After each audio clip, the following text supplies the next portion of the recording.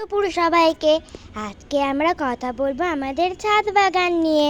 আমাদের ছাদ বাগানে একটা নতুন সদস্য এসেছে। তো এই নতুন সদস্যের সাথে দেখা করানোর আগে পুরনো সদস্যগুলোর সাথে তো একটু দেখা করিয়ে নি। ঠিক আছে, তো চলো। আমার আজকে বিয়ে কিছুক্ষণ আগে প্রচুর জোরে বৃষ্টি হলো, তাও দেখো কতটা রোদ হয়েছে। এই জবা ফুলটা আমার কিন্তু বেশ ভালো লাগে, তার মধ্যে জলের ছিটা লেগে আরও সুন্দর লাগছে। বৃষ্টি হওয়ার পর আমি ছাদ দিয়ে ছুটতে চলে আসি, কারণ যে ছাদে আলাদাই একটা সৌন্দর্য লাগে। আর এদিকে তো প্রচুর লঙ্কা ফুল ফুটেছে লঙ্কা গাছের মধ্যে। তো এই দেখো প্রচুর রোদ হয়েছে।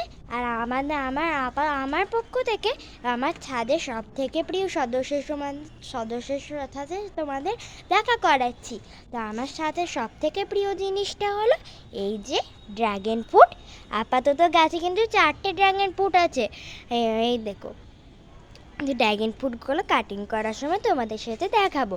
আর এই দেখো আমাদের কিন্তু এইটুকু পাড়া ছাদে প্রচুর গাছ আছে।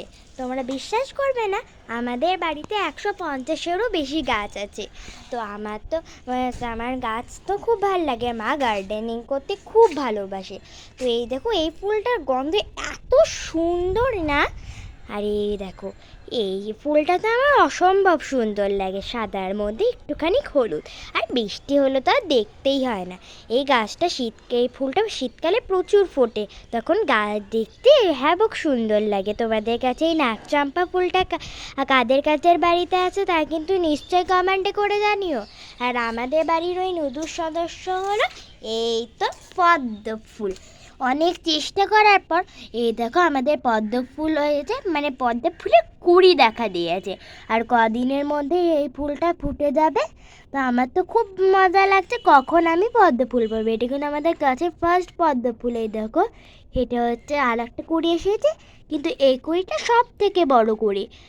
এই দেখো যখন ফুলগুলো ফুটবে আর ফুলটা ফোটাবো তখন তোমাদের সাথে দেখাবো। এখানে ছোট্ট পাড়া আছে। তো তোমাদের এই ব্লগটা কেমন লাগলো তা কিন্তু নিশ্চয়ই কমেন্ট করে জানিও। আর তো কালকে আমার একটা যোগা কম্পিটিশন ছিল, তার রেজাল্ট কী হলো, প্রাইজ কী পেলাম তা নিয়ে তোমাদের সাথে আমরা পরের ব্লগে দেখা করব। টাটা।